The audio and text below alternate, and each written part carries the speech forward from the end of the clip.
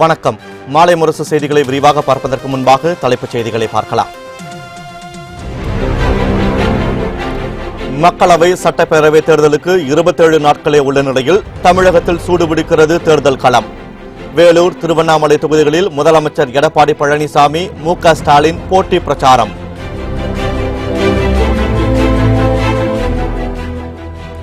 அத்வானி போட்டியிட்ட காந்திநகர் தொகுதியில் அமித்ஷாவும், வாரணாசியில் நரேந்திர மோடியும் போட்டியிடுவார்கள் என அறிவிப்பு. தமிழகத்தில் கனிமொழியை எதிர்த்து தமிழிசை சவுந்தரராஜன் தூத்துக்குடி தொகுதியில் போட்டி.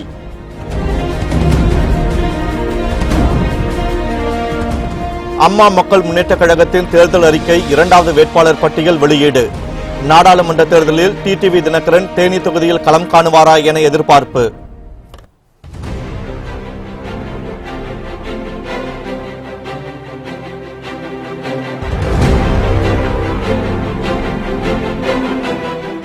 கன்னியாகுமரியில் இருந்து 25ஆம் தேதி தேர்தல் பிரச்சாரத்தை துவங்குகிறார் பிரேமலதா விஜயகாந்த். இறுதி பிரச்சாரத்தை சுதீஷ் போட்டியிடும் கள்ளக்குறிச்சி தொகுதியில் நிறைவு செய்யவும் திட்டம்.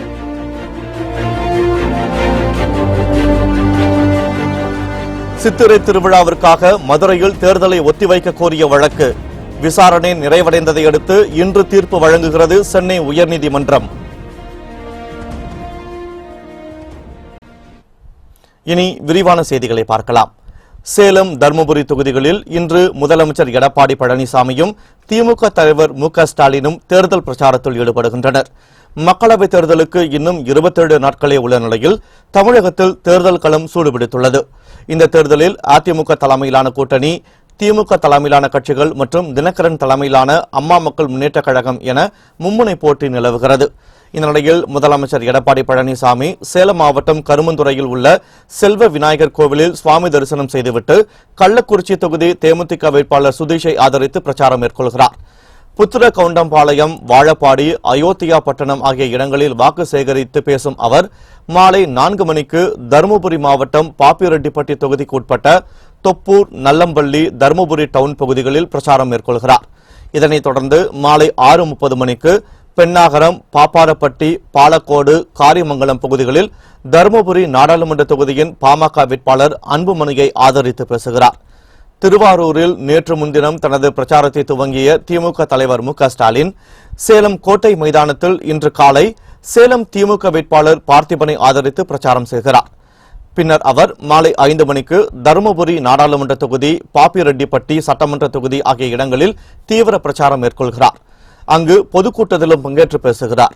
ஒரே நாளில் சேலம், தருமபுரி மாவட்டங்களில் திமுக தலைவரும் அதிமுக இணை ஒருங்கிணைப்பாளரும் தீவிர பிரச்சாரத்தில் ஈடுபடுவது திமுக மற்றும் அதிமுக கட்சியினரிடையே உற்சாகத்தை ஏற்படுத்தியுள்ளது.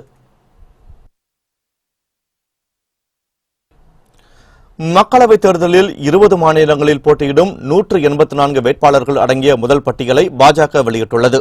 அதில் பிரதமர் நரேந்திர மோடி மீண்டும் வாரணாசி தொகுதியில் போட்டியிடுவார் என அறிவிக்கப்பட்டுள்ளது. நாடாளுமன்ற தேர்தலில் பாஜக சார்பில் போட்டியிடும் 184 வேட்பாளர்கள் கொண்ட முதல் பட்டியலை மத்திய சுகாதாரத்துறை அமைச்சர் ஜே.பி. நட்டா டெல்லியில் வெளியிட்டார். அதன்படி மக்களவைத் தேர்தலில் வாரணாசி தொகுதியில் பிரதமர் நரேந்திர மோடி மீண்டும் போட்டியிடுகிறார். பாஜக மூத்த தலைவர் அத்வானி போட்டியிட்ட தொகுதியான காந்திநகர் தொகுதியில் இருந்து பாஜக தேசிய தலைவர் அமித்ஷா இம்முறை களம் காண்கிறார். அதேபோல காங்கிரஸ் தலைவர் ராகுல் காந்தி போட்டியிடும் அமேதி தொகுதியில் ஸ்மிருதி இரானி மீண்டும் போட்டி போடுகிறார். லக்னோ தொகுதியில் மத்திய உள்துறை அமைச்சர் ராஜ்நாத் சிங்கும், நாக்பூர் தொகுதியில் மத்திய அமைச்சர் நிதின் கட்கரியும் போட்டியிடுகின்றனர். உத்தரப்பிரதேச மாநிலம் மதுரா தொகுதியில் ஹேமமாலினி உள்பட 184 பாஜக வேட்பாளர்கள் போட்டியிடும் தொகுதிகளும் பெயர்களும் அறிவிக்கப்பட்டுள்ளன. இந்நிலையில் பாஜக தேசிய தலைவர் அமித்ஷா காந்திநகர் தொகுதியில் இருந்து போட்டியிடுவதாக அறிவிக்கப்பட்டுள்ளதை அகமதாபாத் பாஜக தொண்டர்கள் வரவேற்றுள்ளனர். காந்திநகர் வேட்பாளராக அமித்ஷா அறிவிக்கப்பட்டதை அடுத்து பாஜக தொண்டர்கள் மகிழ்ச்சி கொண்டாட்டங்களில் ஈடுபட்டனர்.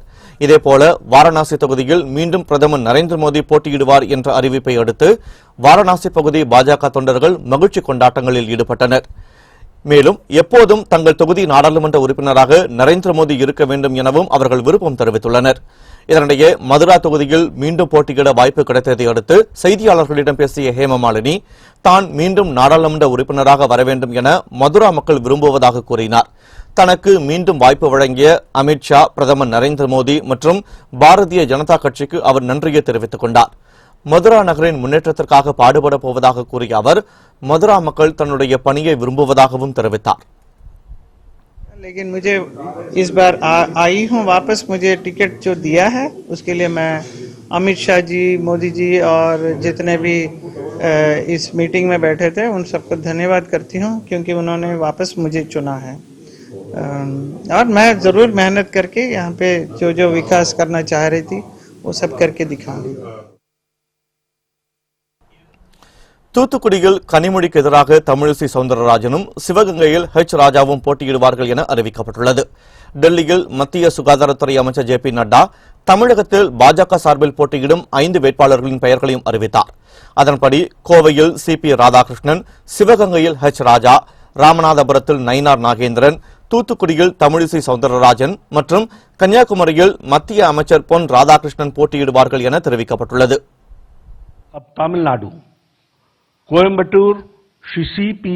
राधाकृष्णन, शिवगंगा श्री एच.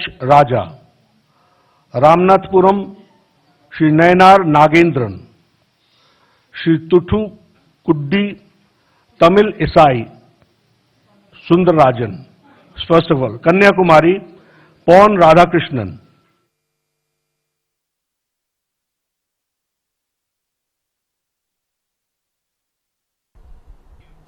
இந்த நிலையில் கன்னியாகுமரி வேட்பாளர் பொன் ராதாகிருஷ்ணன் இன்று வேட்புமனு தாக்கல் செய்ய உள்ளதாக தகவல்கள் வெளியாகியுள்ளன. பாஜக மூத்த தலைவர் அத்வானி தொகுதியில் இருந்து அக்கட்சியின் தேசிய தலைவர் அமித்ஷா போட்டியிடுவதை காங்கிரஸ் விமர்சித்துள்ளது. குஜராத் மாநிலம் காந்திநகர் தொகுதியில் இருந்து 6 முறை நாடாளுமன்ற உறுப்பினராக தேர்வு செய்யப்பட்ட பாஜக மூத்த தலைவர் அத்வானிக்கு மீண்டும் இந்த தேர்தலில் போட்டியிட வாய்ப்பு அளிக்கப்படாதது அவருடைய அரசியல் பாதை முடிவுக்கு வந்துள்ளதை வெளிப்படுத்தியுள்ளது. இது முரளி மனோகர் ஜோஷி, கல்ராஜ் மிஸ்ரா உள்ளிட்ட பாஜக மூத்த தலைவர்களுக்கு அதிர்ச்சியை ஏற்படுத்தியுள்ளது. இந்த நிலையில் பாஜக மூத்த தலைவர் அத்வானி தொகுதியில் இருந்து அக்கட்சியின் தேசிய தலைவர் அமித்ஷா போட்டியிடுவதை காங்கிரஸ் விமர்சித்துள்ளது. இது தொடர்பாக டெல்லியில் செய்தியாளர்களிடம் பேசிய காங்கிரஸ் செய்தி தொடர்பாளர் ரன்தீப் சுர்ஜேவாலா, லால் கிருஷ்ணா அத்வானி முதலில் வலுக்கட்டாயமாக மார்கதர்ஷ குழுவுக்கு அனுப்பப்பட்டதாக தெரிவித்துள்ளார். தற்போது அத்வானியின் நாடாளுமன்ற தொகுதியும் பறிக்கப்பட்டுவிட்டதாக தெரிவித்துள்ள அவர், பிரதமர் நரேந்திர மோடி மூத்தவர்களையே மதிக்காத நிலையில் மக்களின் நம்பிக்கையை அவர் எவ்வாறு மதிக்கப் போகிறார் என கேள்வி எழுப்பியுள்ளார். மக்களவைத் தேர்தலில் தேனி தொகுதியில் தினகரன் களம் காணுவாரா என்ற எதிர்பார்ப்பு எழுந்துள்ளது. தமிழகத்தில் 39 எம்பி தொகுதிகளிலும் இடைத்தேர்தல் நடைபெறும் 11 தொகுதிகளிலும் அம்மா மக்கள் முன்னேற்றக் கழகம் கூட்டணி அமைத்து போட்டியிடுகிறது. இந்த நிலையில் கூட்டணி கட்சியான எஸ்டிபிஐ கட்சிக்கு மத்திய சென்னை தொகுதி ஒதுக்கப்பட்டுள்ளது. இதைத் தொடர்ந்து 24 மக்களவைத் தொகுதிகள் மற்றும் இடைத்தேர்தல் நடைபெறும் 9 சட்டப்பேரவை தொகுதிகளில் அம்மா மக்கள் முன்னேற்றக் கழகம் சார்பில் போட்டியிடும் வேட்பாளர்களின் பட்டியலை தினகரன் வெளியிட்டார். இந்த நிலையில் அம்மா மக்கள் முன்னேற்றக் கழகத்தின் 2வது வேட்பாளர் பட்டியல் மற்றும் தேர்தல் அறிக்கையை சென்னையில் இன்று தினகரன் வெளியிடுகிறார். இதையடுத்து தினகரன் தேனி தொகுதியில் களம் காண்பாரா அல்லது தேனி, ஆண்டிப்பட்டி 2 தொகுதிகளிலும் தங்க தமிழ்ச்செல்வனே இறக்கப்படுவாரா என்ற எதிர்பார்ப்பு எழுந்துள்ளது.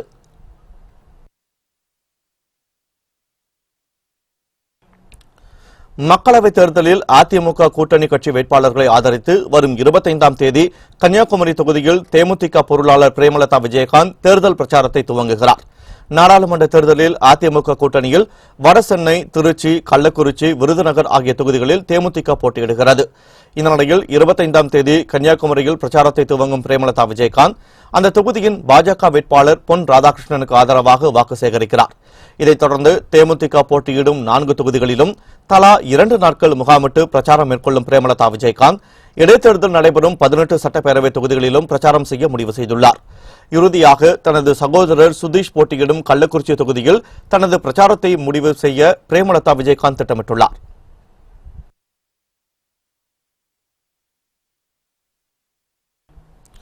அதிமுக வேட்பாளர்கள் இன்று வேட்புமனு தாக்கல் செய்ய உள்ளதாக அறிவிப்பு வெளியாகியுள்ளது.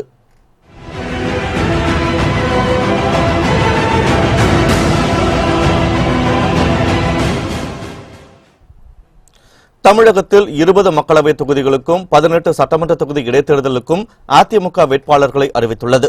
இதனையடுத்து தமிழகத்தில் வேட்புமனு தாக்கல் 3வது நாளாக நேற்றும் நடைபெற்றது. சனி, ஞாயிற்றுக்கிழமைகளில் வேட்புமனு தாக்கல் கிடையாது என்பதால் மார்ச் 22, 25, 26 ஆகிய 3 நாட்களே வேட்புமனுக்களை தாக்கல் செய்வதற்கு உள்ளன. இதனிடையில் அதிமுக வேட்பாளர்கள் அனைவரும் இன்று காலை 11:30 மணியில் இருந்து நண்பகல் 12 மணிக்குள் வேட்புமனுக்களை தாக்கல் செய்வார்கள் என எதிர்பார்க்கப்படுகிறது. சித்திரை திருவிழாவையொட்டி மதுரையில் தேர்தலை ஒத்திவைக்க கோரிய வழக்கில் சென்னை உயர்நீதிமன்றம் இன்று தீர்ப்பு வழங்குகிறது.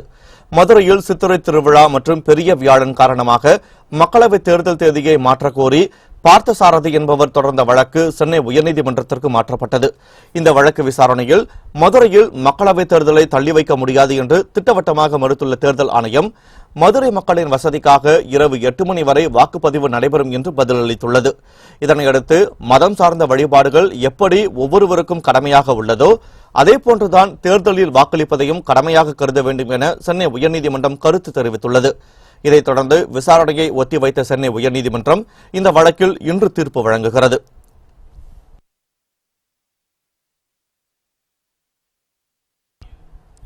தேர்தல் களத்தில் அமைச்சர்கள், அரசியல் தலைவர்கள் பிரச்சார பீரங்கிகளாக பேசும் காட்சிகளை தற்போது காணலாம்.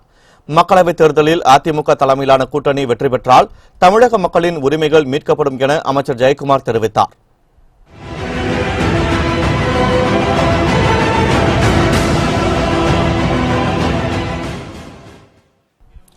அதிமுக கூட்டணியில் இடம்பெற்றுள்ள பாமகவின் மத்திய சென்னை வேட்பாளர் சாம் பாலை ஆதரித்து சென்னை சேத்துப்பட்டில் நடைபெற்ற செயல் வீரர்கள் கூட்டத்தில் பேசிய அமைச்சர் ஜெயக்குமார், திமுகவை போல தமிழகத்தை அடகு வைக்க மாட்டோம் எனவும், இலங்கையில் ஈழத்தமிழர்கள் 1.5 லட்சம் பேரை கொன்றது காங்கிரஸ் திமுக கூட்டணி என்பதை நினைவில் வைத்துக் கொள்ள வேண்டும் எனவும் தெரிவித்தார். தமிழ்நாட்டினுடைய உரிமைகளை திமுக போல வித்துற மாட்டோம்.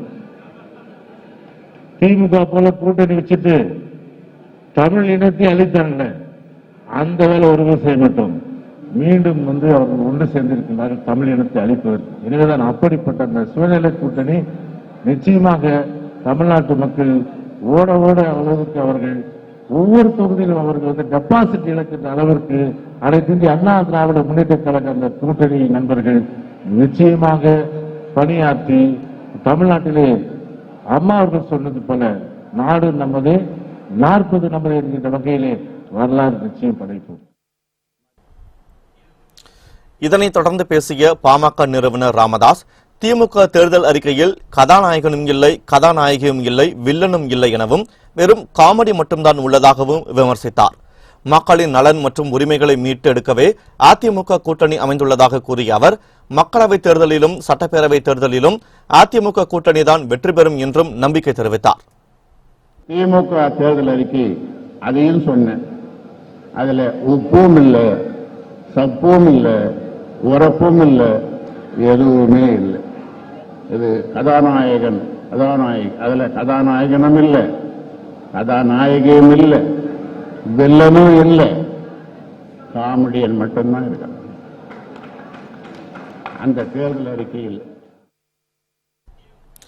தேர்தல் முடிந்த பிறகு வறுமை கோட்டிற்கு கீழ் உள்ள ஏழை மக்களுக்கு 2000 ரூபாய் வழங்குவது உறுதி என கரூர் தொகுதி அதிமுக வேட்பாளர் தம்பிதுரை தெரிவித்தார். புதுக்கோட்டையில் சுகாதாரத்துறை அமைச்சர் விஜயபாஸ்கர் தலைமையில் நடைபெற்ற வேட்பாளர் அறிமுக கூட்டத்தில் கலந்து கொண்ட பின் செய்தியாளர்களிடம் பேசிய அவர், ஜெயலலிதா மறைவுக்கு திமுகவும் காங்கிரசும் தான் காரணம் என்று குற்றம் சாட்டினார். பொய் வழக்கு போட்டு தண்டனை வாங்கி தந்த திமுக காங்கிரஸை தமிழக மக்கள் புறக்கணிப்பார்கள் எனவும் தம்பிதுரை தெரிவித்தார். ஒரு பெண், ஒரு தாய் போன்றவர், அவரை விட்டு சிறையில் அடைக்க வேண்டும் என்று கல்மனதுடன் கொண்டவர் கருணாநிதி அவர்கள்.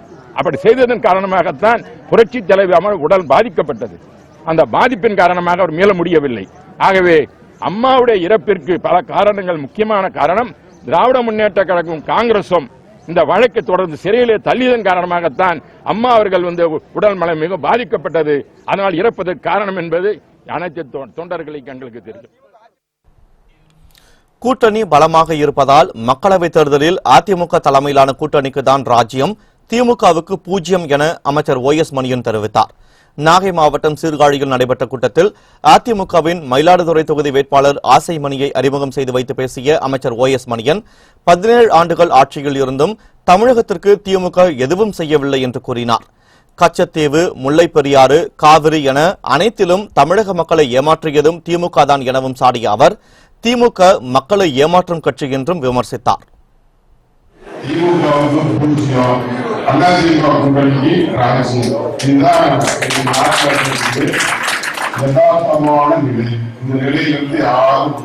அவர்களுடைய குடும்பத்திற்கு லாபம் தேடிக் கொண்டது ஒன்றுதான் அவர்கள் செய்ததை தவிர இந்த நாட்டிற்காக எதையுமே செய்தது கிடையாது.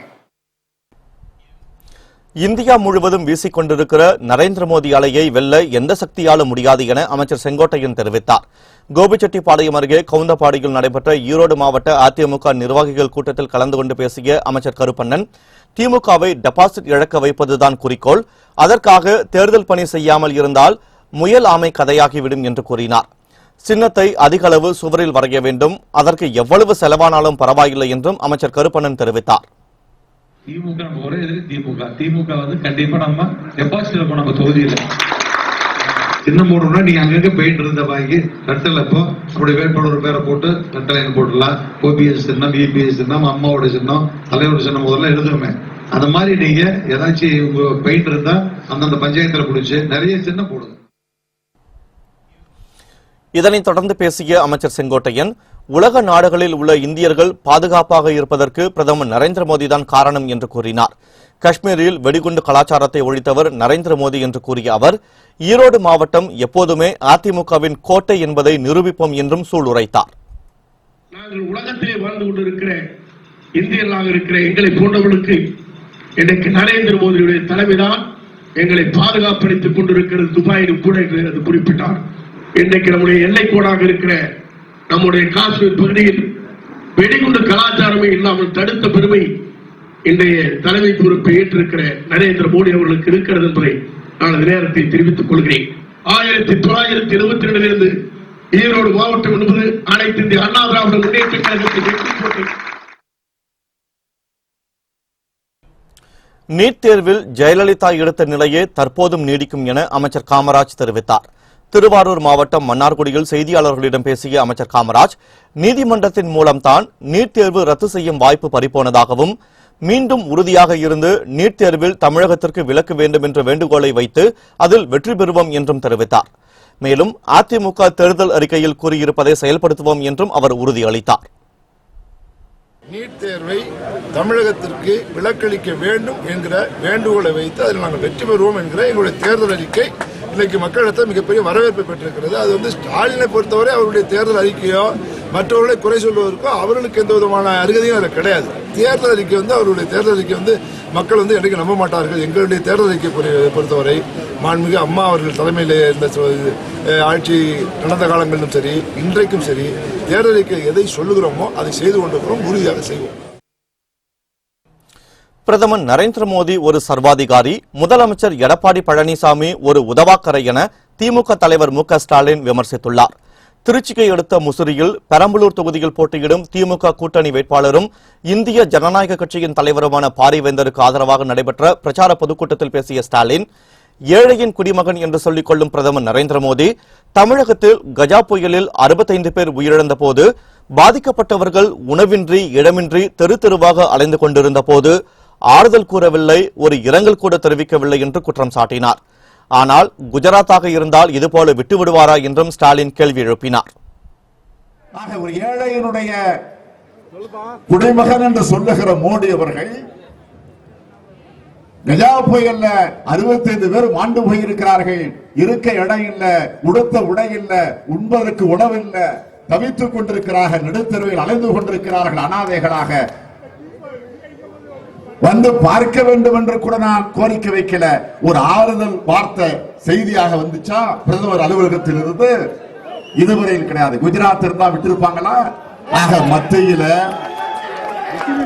பிரதமராக இருக்கக்கூடிய மோடி அவர்கள் ஒரு சர்வாதிகாரி, மாநிலத்தில முதலமைச்சராக இருக்கக்கூடிய எடப்பாடி பழனிசாமி அவர்கள் ஒரு உதவாக்கர.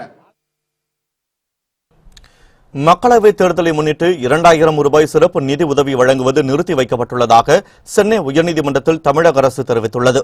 ஏழை விவசாயிகள், தொழிலாளர்களுக்கு 2000 ரூபாய் சிறப்பு நிதி உதவி வழங்கும் திட்டத்திற்கு தடை விதிக்க கோரி விழுப்புரத்தைச் சேர்ந்த கருணாநிதி என்பவர் சென்னை உயர்நீதிமன்றத்தில் வழக்கு தொடுத்தார்.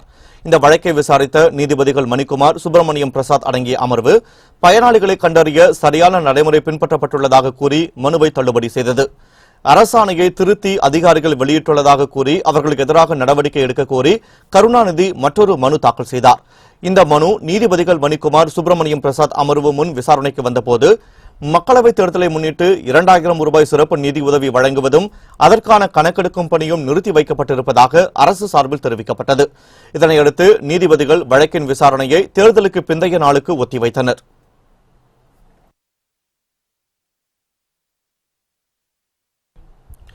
தமிழகத்தில் நடைபெற்று வரும் அரசியல் திருவிழா தொடர்பான சில நிகழ்வுகளை தற்போது காணலாம்.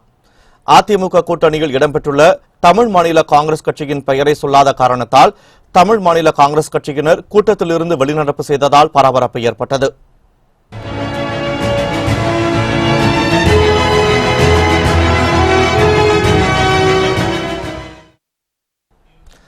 அதிமுக கூட்டணியில் இடம்பெற்றுள்ள மத்திய சென்னை நாடாளுமன்ற பாமக வேட்பாளர் அறிமுக கூட்டம் சென்னை அரும்பாக்கத்தில் நடைபெற்றது. இதில் பங்கேற்ற தலைவர்கள் தமிழ் மாநில காங்கிரஸ் கட்சியின் பெயரையோ ஜி.கே. வாசனின் பெயரையோ சொல்லாமல் தவிர்த்துவிட்டதால் கூட்டத்தில் பங்கேற்ற தமிழ் மாநில காங்கிரஸ் கட்சியினர் 50க்கும் மேற்பட்டோர் கூட்டத்தை புறக்கணித்து வெளிநடப்பு செய்தனர். அதிமுக நிர்வாகி வளர்மதி சமாதானம் செய்ய முயற்சித்தும் அதனை கண்டுகொள்ளாமல் தமிழ் மாநில காங்கிரஸ் கட்சியினர் வெளியே சென்ற விவகாரம் அங்கு பரபரப்பை ஏற்படுத்தியுள்ளது. அதிக வாக்குகள் பெற்றுத்தரும் நிர்வாகிகளுக்கு பைக் வழங்கப்படும் என அதிமுக கூட்டணியில் இடம்பெற்றுள்ள ஏசி சண்முகம் தெரிவித்துள்ளார். வேலூர் மாவட்டம் ஆம்பூரில் அதிமுக வேட்பாளர்கள் அறிமுகம் மற்றும் செயல் வீரர்கள் கூட்டம் நடைபெற்றது. அமைச்சர் கே.சி. வீரமணி தலைமையில் நடைபெற்ற இந்த கூட்டத்தில் வேலூர் நாடாளுமன்ற அதிமுக கூட்டணி வேட்பாளர் ஏசி சண்முகம் பங்கேற்றார். அப்போது பேசிய அவர், அதிக வாக்குகளை பெற்றுத்தரும் தொகுதி நிர்வாகிகளுக்கு பைக் வழங்கப்படும் என்றும் சிறப்பாக பணியாற்றும் தொண்டர்கள் ரயில் மூலம் டெல்லிக்கு சுற்றுலா அழைத்து செல்லப்படுவார்கள் என்றும் தெரிவித்தார். 12 மோட்டார் பைக் நிர்வாகிகளுக்கு கொடுக்கப்படும். அது புல்லட் மோட்டார் பைக் என்று சொல்லியிருக்கிறார்கள் என்று இங்கே இருக்கின்ற நிர்வாகிகள் உழைக்கின்றவர்களை டெல்லிக்கு ஒரு தனி ரயிலை கொண்டு சென்று உங்களை வடமாநிலத்தில் இருக்கிறவர்களை உங்களுக்கு அன்போடு காணிக்காக்கிறோம். மூன்றாவதாக நிர்வாகிகள் பெருந்தலைவர்கள் எல்லாம் விமானத்தை அழைத்துக் கொண்டு 2 வெளிநாடுகளை சுற்றி காட்டுகிறேன். உழைப்பை தாருங்கள், வெற்றியை தாருங்கள், உழைப்பை. அதிமுகவில் ஜனநாயகம் இல்லாததால் அந்த கட்சியை விட்டு வெளியேறியதாக முன்னாள் அமைச்சர் ராஜகண்ணப்பன் தெரிவித்துள்ளார். சிவகங்கையில் முன்னாள் அமைச்சர் ராஜகண்ணப்பனை காங்கிரஸ் கமிட்டி உறுப்பினர் கார்த்தி சிதம்பரம், திமுக முன்னாள் அமைச்சர்கள் பெரிய கருப்பன் மற்றும் தென்னவன் ஆகியோர் சந்தித்து நாடாளுமன்ற தேர்தலில் திமுக கூட்டணிக்கு ஆதரவு அளிக்குமாறு கேட்டுக் கொண்டனர். அப்போது பேசிய ராஜகண்ணப்பன், அதிமுகவில் ஜனநாயகம் இல்லை என்பதால் அந்த கட்சியை விட்டு வெளியேறியதாக தெரிவித்தார். ஓ பன்னீர்செல்வம் இருக்காரு, அவர் என்ன சொல்லி தர்மயுத்தம் உட்கார்ந்தாரு, ஒரு குடும்பத்தின் பிடியில் கட்சியும் ஆட்சியும் போகக்கூடாது என்பதற்காக உண்ணாவிரதம் இருந்தாரு. அப்ப ஏன் அவர் மைனுக்கு சீட்டு வாங்குறாரு? அவர் என்ன, நான் சொல்றேன் வாரிசு அரசியல் இருக்கலாம், நான் வேண்டாம் சொல்றேன். அதற்குன்னு ஒரு காலகட்டம் இருக்கு. இவர் நேத்து வந்துட்டு இன்னைக்கு கட்சியில சீட்டு கேட்கறது 12 தொகுதியில 10 தொகுதியை கொடுத்தாச்சு. மதுரையும் தேனியும் தான் இருக்கு. எம்ஜிஆர் வெற்றி பெற்று இந்த கட்சி நிலைத்து நிற்பதற்கு காரணமான திண்டுக்கல்லையே பாட்டாளி மக்கள் கட்சியை கொடுக்குறாங்க. வெற்றிய தோல்வியா திண்டுக்கல் நிக்கணுமா இல்லையா? நம்ம அவை இது என்ன ஜனநாயகம்? யார் இந்த முடிவு எடுக்கிறா? அவை உள்கட்சி ஜனநாயகம் இல்ல, அதை நம்மளால ஏத்துக்கிற முடியாது. ராமதாசும் அன்புமணியும் காமெடியன்கள் என உதயநிதி ஸ்டாலின் விமர்சித்துள்ளார். வேலூர் மக்களவைத் தொகுதி திமுக வேட்பாளர் கதிர் ஆனந்தை ஆதரித்து தேர்தல் பிரச்சாரம் செய்த உதயநிதி ஸ்டாலின், நரேந்திர மோடி நமது நாட்டின் பிரதமர் இல்லை, அவர் அவ்வப்போது வந்து செல்லும் ஒரு என்ஆர்ஐ பிரதமர் எனவும் நரேந்திர மோடி ஒரு கேடி எனவும் விமர்சித்தார். இந்த தேர்தலில் திமுக தேர்தல் அறிக்கைதான் கதாநாயகன், நரேந்திர மோடி தான் வில்லன் என்று கூறிய உதயநிதி ஸ்டாலின், எடப்பாடியும் ஓ பன்னீர்செல்வமும் அடியாட்கள் என்றும் ராமதாசும் அன்புமணியும் காமெடியன்கள் என்றும் விமர்சித்தார். மோடி ஆட்சிக்கு வந்தார், அவர் சொன்ன எதையாவது செஞ்சிருக்காரா? அவர் இந்திய பிரதமரே இல்ல, அவர் ஒரு என்ஆர்ஐ பிரதமர். சொல்றேன், நம்முடைய தலைவர் அவர்கள் தேர்தல் அறிக்கையை வெளியிட்டிருக்கிறார். இந்த தேர்தலில் நம்முடைய தேர்தல் அறிக்கை தான் கதாநாயகனாக இருக்க போகிறது. கதாநாயகன் ஒன்று இருந்தா வில்லன் ஒன்று இருக்கணும்ல. யார் இந்த வில்லன்? மோடி.